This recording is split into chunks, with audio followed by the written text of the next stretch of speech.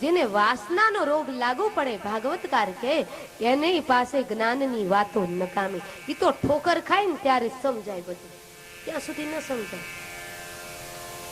એટલે આપણે સંતવાણીમાં કહેવાય હંસલો હરિભજનનો આળસુ હંસલો હરિભજનનો આળસુ રે હંસલો હરિભજનનો આળસુ રે હંસલો હરિભજનનો